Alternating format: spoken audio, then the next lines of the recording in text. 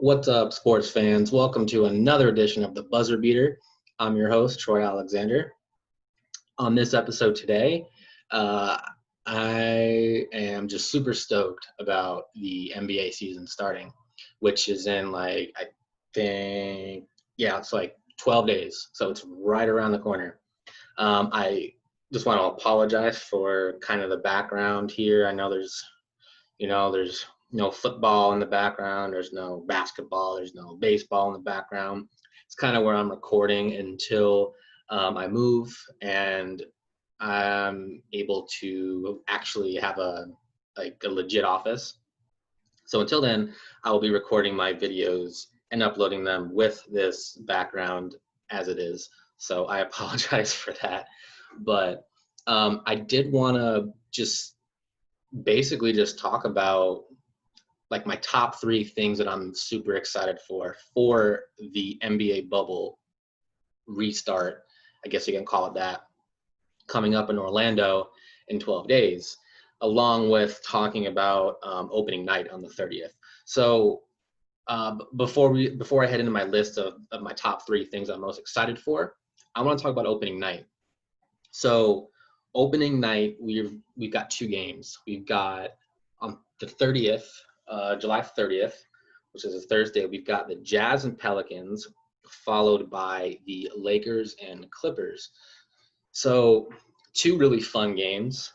The first one being the Pelicans and Jazz is a very interesting game because you've got the Pelicans, fighting for that last playoff spot, and you've got the Jazz kind of like mid-range in the Western Conference right now. They've been like sort of up and down this year, and especially with Bogdanovich being out now for the whole season. He had surgery a month or so ago. My timetable is probably a little off, but he did have season-ending surgery. So that is very impactful. He's their best three-point shooter. It's something that Jazz have been lacking for a really long time, which is shooting. And he was supposed to be that floor spreader for Donovan Mitchell and Mike Conley, more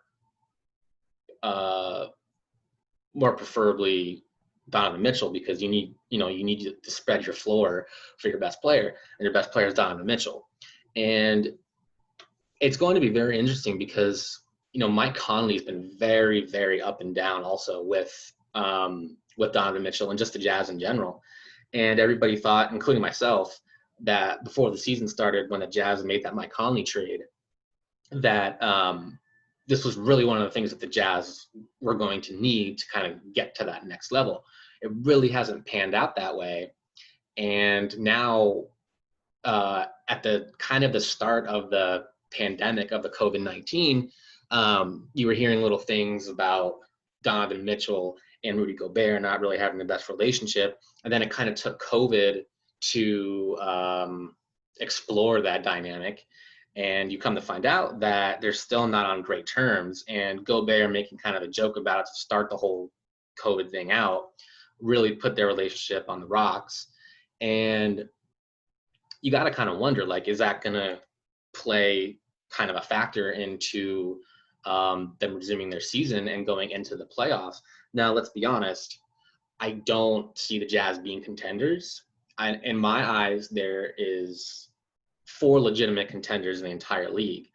And what's cool about that is you have in my opinion, you have 2 competitors in the West and 2 competitors in the East. Normally it's like 3 or 4 in the West and like 1 in the East, but no, not anymore. For me, it's the Lakers and Clippers and the 76ers and the Milwaukee Bucks. I'll get to the Sixers in a little bit for what things I'm most excited about. But continuing with the Jazz, I kind of just feel like Donovan Mitchell hasn't really taken that next step. And yes, we know he's a dynamic scorer, but like, I don't feel like he's kind of escalated his game to being that two-way player that we love to call players that can defend and score. And I also feel like he's gotten a little better with his facilitating and getting his teammates involved, but I think he's kind of like he's almost on the same line as Jason Tatum. Like Jason Tatum struggled with those things too when he first got in the league. I understand Tatum's only 21 years old, I believe. He's like his third or fourth year. So he's still got so much room to expand his game and improve. But I feel like Tatum really has taken that next step this year, especially with Kemba being sort of in and out with those knee issues. Tatum's really evolved, and he's become like, you can make the argument he's a top 10 player in the league right now, and I wouldn't even argue with you. I might even agree with you. And I feel like Mitchell's kind of just, Tatum was like here, and he's just been kind of like this. He hasn't been like a huge gap, like a huge leap year after year, but he's so slowly but surely improving different aspects of his game. And it's kind of like Mitchell's been like, like just kind of coasting. And I think for the Jazz to be contenders, I feel like they're going to need some improvements with their roster, but also Mitchell does need to take that next step. And I cannot believe I'm actually been talking about the Jazz for like 3 minutes already, but they're kind of an interesting team. You know, I want to see what teams do to attack them.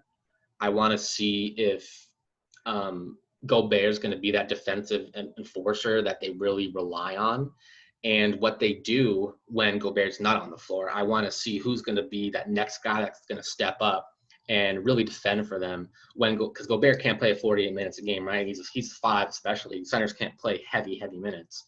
So I want to see who's going to be that next guy that can cover some of the slack for Gobert. And I'm also curious to see how Mike Conley performs, because him and Donovan Mitchell haven't really adapted too well together. So I'm curious to see those two dynamics with the Jazz. And then let's move forward with the Pelicans, because those two teams are playing each other on opening night. Pelicans are very interesting because their team, once again, fighting for that last playoff spot. And then that whole thing where they're going to do a play-in tournament to figure out who gets that final spot in both conferences. It's looking like the Pelicans were pretty hot heading into the stoppage of the season. And Zion Williamson was like, he wasn't even in game shape yet, and he was already averaging like 24 and 9. We've seen recent pictures of him now. The dude is bulked up. Like, he looks like he is in insane shape. And I am so stoked if the Pelicans can pull out that last playoff spot. I am so stoked to see Zion as a rookie in the postseason. Not just that, but if the Lakers continue on and they get the 1 seed, we're going to have a Lakers-Pelicans first round matchup.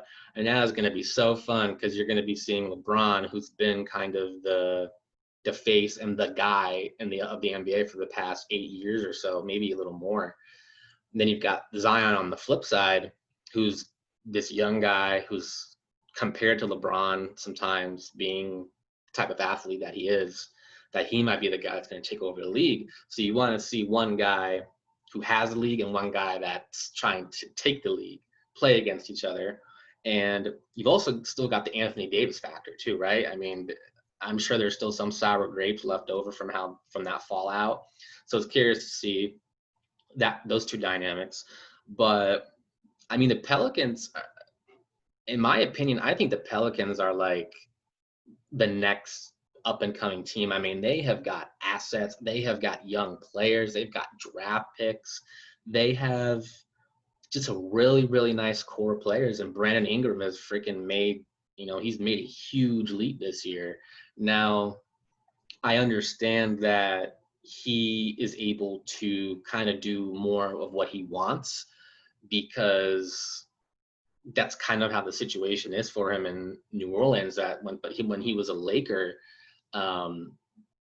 he didn't really have that, and especially last year, because LeBron comes to town, and hey, okay, we kind of know whose team it is at that point. So Ingram didn't really have the room to blossom much, and he didn't really have as many shots that he could take that he's taking now. But if we're just going based on sheer improvement, I mean, Ingram's up there for one of the most improved players. He might even get the award this year. So I mean, I'm still leaving out like Lonzo Ball, JJ Redick, Drew Holiday. I mean, they've got so many pieces. If they make the playoffs, are they going to beat the Lakers first round? I don't think so, but it'll still be a super, super fun matchup first round if that is the case. But as far as the head-to-head game of the Jazz and the Pelicans, kind of two different teams, right, playing each other. I mean, you've got kind of like a slower paced team with the Jazz where you kind of have Donovan Mitchell dominating the ball and kind of making the decisions. And then you've got Gobert on the flip side, kind of controlling the defense. And then you've got a young, fast team in New Orleans who really likes to go up and down, up and down. That's kind of how Alvin Gentry's style has always been ever since his Phoenix days. And then he learned even more under Steve Kerr as an assistant coach. So he's really tried to take that style and implement that, especially with the young core in New Orleans. And we've already seen Lonzo Ball and Zion Williamson have a really nice connection on the floor. Those two on the floor at the same time is really fun. You always got to watch for those lobs, and Zion is so explosive, man. He can do just things that a man his size should not be able to do. And I'm going to be very curious to see a younger team in New Orleans go up against a team like the Jazz, because, I mean, the Jazz aren't like super experienced in the playoffs, right? I mean, they've never gone to like, I don't even know if since Mitchell's been there, if they've gone, I don't even think they've gone to the second round or anything like that. So I know Conley's got some Western Conference experience. He's been in the Western Conference Finals. So Conley, I think, is going to come up really big in that leadership role, as well as Joe Ingles. Joe Ingles has been around the league a long time. So I think those two guys are really going to have to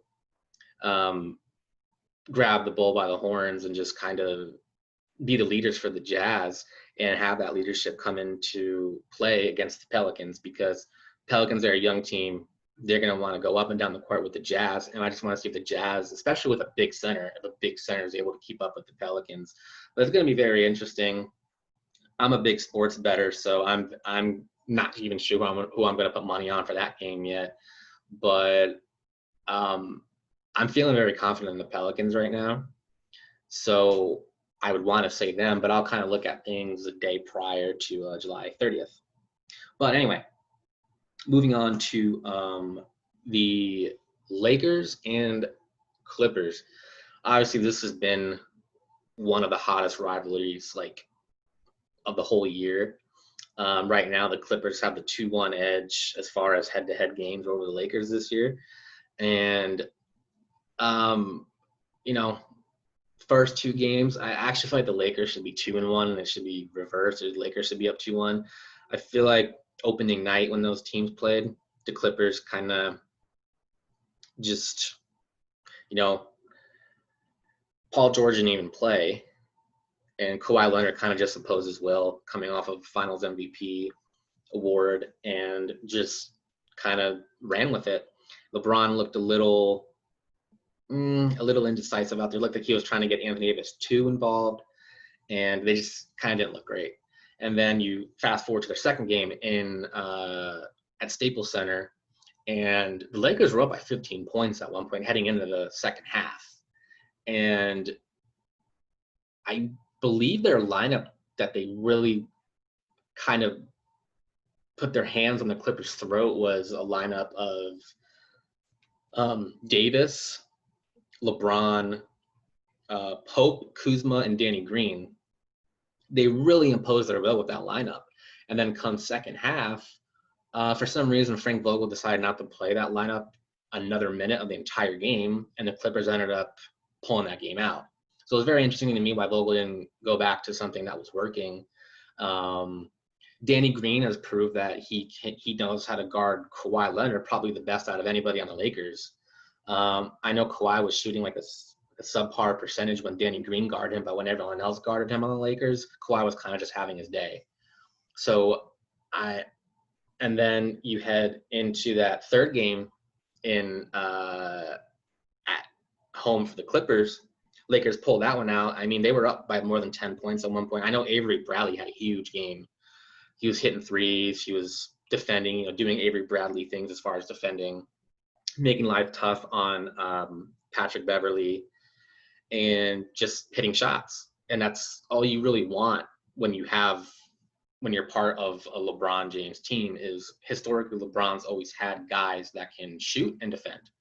Now, they're not always going to be top tier defenders, but don't make many mistakes on defense and spread the floor for LeBron. That's historically what has made LeBron win some of his championships, just spread the floor and defend. That's it. LeBron will take care of everything else. And now with Avery Bradley not going to Orlando, Lakers have to figure out, okay, who are we going to replace Bradley with? And, they just signed J.R. Smith. They just signed Dion Waiters before the shutdown happened. So he's never been implemented in the Lakers system. So they're still going to get some use. They're going to have some, I feel like they're going to come out a little slow, and because they're still going to have to get those two pieces involved somehow. And then Rajon Rondo is also going to be out for at least 2 months. I believe he had surgery on his hand. So now I think Alex Caruso, who's actually been so much more productive than Rajon Rondo this entire season. I believe there was an insane stat out there that when Alex Caruso and LeBron James share the court at the same time, they have the best plus minus for a duo in the entire NBA. That's insane. And I kind of just think Rondo's been getting the bulk of the minutes over Caruso because of reputation and politics. I mean, LeBron and Anthony Davis have both come out and said, yes, we support playing Rondo. Frank Vogel can't go against those guys and not play him, because then Anthony Davis and LeBron will maybe question Vogel a little bit. Like, why aren't we vocally said out in the open that we want Rondo to play. You're not playing Rondo. What the hell is that about? So then all of a sudden you get these rumors involved. Oh, what's going on with Vogel and the best players in the Lakers? Is there a rift between the two? This is a bunch of stupid bullshit that we all know the media does. So with that being said, I feel like that's the reason why Rondo is getting more minutes, even though Cruz is the way better player at this point. But back to that, who takes Bradley's spot?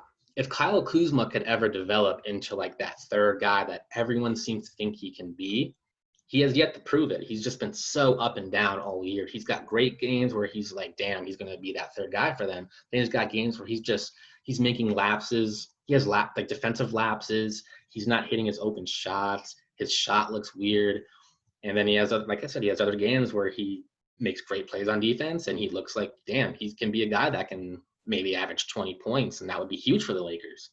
So I think their ceiling starting lineup would eventually be, or at least lineups to close out games.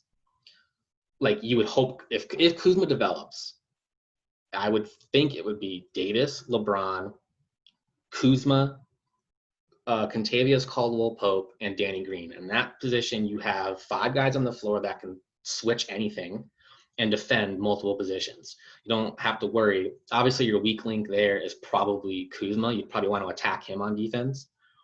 And if that's not the route they go, I mean, I could see Caruso even starting, because he's not the greatest point guard in the world. Like, sometimes you can question his shooting. Sometimes handling the ball, he's not great. But on defense, he's a great player on defense. He doesn't make mistakes, like hardly ever. And he's everything on defense you hope a player would be, especially for a point guard. And, it's kind of a thing, because when he's on the floor, you kind of have to worry about your offense a little bit. But on the flip side of the coin, on defense, you're like, okay, I don't have to worry about anything. So the Lakers are going to have some things to figure out as well. But anyway, moving on from opening night, I want to get to my 3 things. And if we don't have time here, I'm going to cut it short and maybe just do 1 or 2 things I'm excited about.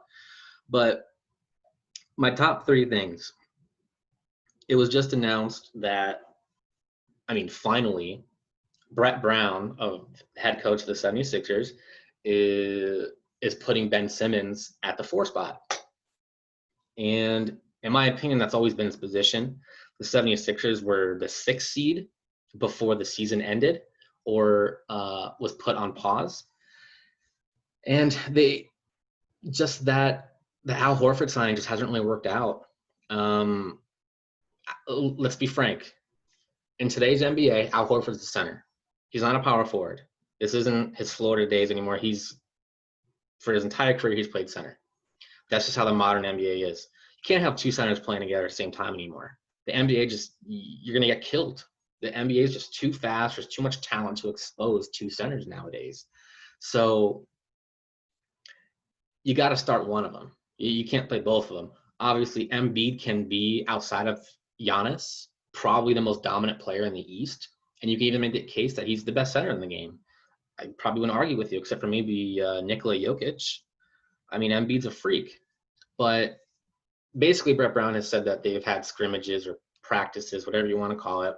He's put Simmons at the 4, started him next to Embiid, and he's brought Horford off the bench. I think that's the best way to go. I mean, having Al Horford come off your bench as a sixth man is pretty damn good. Al Horford's a pretty good player. And they're going to be starting Shake Milton as their point guard. I was listening to a podcast earlier, and they had an interesting stat. They said in Shake Milton's starts this year, he from at least 70 attempts from 3 as a starter, he shot 50% from 3. And that's what you need with Ben Simmons, because Ben Simmons is a freak player. He's a 6'10" guy who can defend and play multiple positions, who is one of the most gifted passers I feel like we've ever seen. And he's like a better hybrid of, I've always been saying this, he's like a hybrid player of Draymond Green. He may even be better than Draymond Green, except Draymond Green's not very hesitant to shoot the 3. Simmons is. I just would like to see Simmons shoot more. But if that's going to be the case, the Sixers have to figure out a way to surround Simmons with more shooting, because Simmons handles the ball mostly, like he handles the offense. I don't think Shake Milton's going to be handling the offense at all. I think he's just going to be out there for shooting. And then Simmons is going to be handling the ball. So you got to surround Simmons with shooting. So then your next question is, okay, so you've got a guy that's handling the ball in Ben Simmons. The lanes and the paint is still a little clogged because of Embiid. And that's the case. So the 76ers have to ask themselves, is this the two guys that we want to build our franchise around? And that's going to be a question that I think the playoffs will only show us. And we're just going to wait. We're going to have to wait for the playoffs to see what really happens. But I'm excited for the Sixers. I mean, this is something that should have happened a year ago or more. Simmons should always have been a 4. Just his body alone, you can see that he's a 4. He's not a point guard. So I don't know. You got to surround Simmons with shooters. You got one in Shake Milton. You've got a so-so one in Tobias Harris. Who else is there, though? I mean, I think let's just cut to the chase. Losing Jimmy Butler was huge. Not getting JJ Redick back was huge.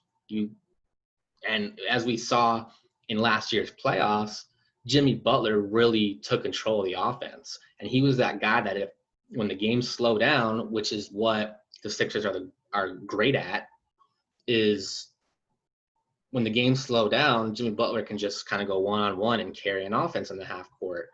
But now you got to wonder, are they just going to throw the ball into Embiid every single time down the floor now when the games do slow down?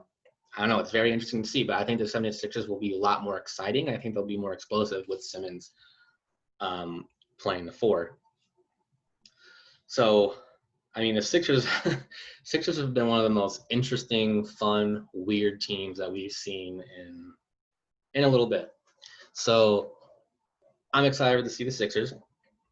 Something else I'm excited for is, I don't even know if you could say excited, but I've been listening to a lot of podcasts. I've been listening to Zach Lowe. I've been listening to Brian Windhorst, the Hoop Collective, both great podcasts.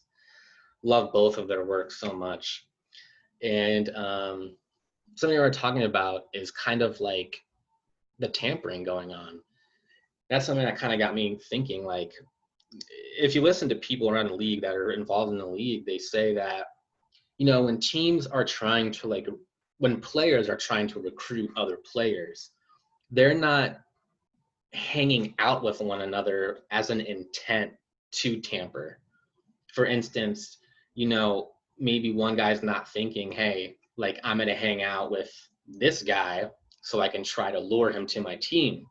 apparently it doesn't really work out like that. It actually kind of just works out like, hey, I want to hang out with this guy because we're just friends. And boom, you form a relationship, you form a friendship, and it just so happens that the guys like being around one another and they want to play together. So that's something very interesting, because through this NBA bubble that they're playing in Orlando, I've already been hearing that players are from other teams, different teams are having meals together, because you're all inside one bubble. So you're all around each other essentially. And so you got to wonder, are these little conversations being brought up right now? Is there quote unquote tampering happening where players aren't with the intent of tampering, but at the same time they're hanging out with one another, building those type of relationships that could lead to like a new super team being formed next summer? Or hopefully that does happen where there is a next season. But from the future, I mean, I think this bubble has a lot of implications for the future. I mean, there's this whole thing with Victor Oladipo. He's going to be a free agent. I mean, Anthony Davis is still going to be a free agent. And then obviously the big boy and Giannis, because Giannis is a free agent next summer also. So you got to wonder, like, is anything going to form from this? It's hard to think that something's not going to happen. If guys are around one another all the time, you just never know, man. You never know. And so I'm going to get off the tampering wagon here and kind of get to the last thing that I'm excited about. And it's kind of talking about both the LA teams again, but I'm looking at the resumes of LeBron James and Kawhi Leonard. I mean, both guys have won multiple finals MVPs and multiple championships with different teams. Kawhi won one in 2014 with the Spurs and won finals MVP. He did the same thing last year, except with the Raptors, finals MVP. So 2 awards with 2 different teams. LeBron's done the same thing with 2 different teams. Won 2 with Miami, and then 1 in Cleveland. Both times finals MVPs.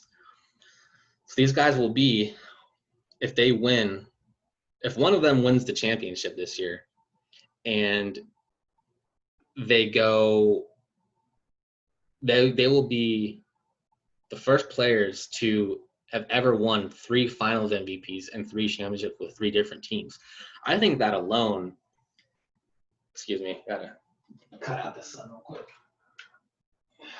Okay. I think that alone, like, I feel like LeBron's resume kind of speaks for itself already. But then this really does put Kawhi in a position of being maybe already a he might even be already a top 20 player right now. But if he's able to win, I think this only for sure puts him in a top 20 players all time if he's able to do this. And you got to think, I mean, where does this rank LeBron also if he's not already in your top 3, top 5, which in my opinion, I think LeBron's like the 3rd best player in NBA history, maybe even 2nd. But if he's able to do this and get that 4th championship and 4th finals MVP and the 3rd with a 3rd different team, he's got to be top 3 all time. Like Michael, LeBron, and Kareem, or Michael, Kareem, LeBron. I just feel like if that happens, then he's easily solidifies himself as top 3. And it's going to be interesting because those teams are, if it lines up how it's supposed to, I mean, those teams are going to be seeing each other in the conference finals. That's what we've all been waiting for. So this is going to be a tough road. This is going to be a tough road for these contenders, man, because the Clippers are going to have to go through the Lakers. Lakers are going to have to go through the Clippers just to get to the finals. And then, I mean, it's not going to be a cakewalk for the Bucks in the East either, because the Heat have played them very well in the regular season. They're the only team in the entire league to beat them multiple times. And the Sixers also match up very well with the Bucks.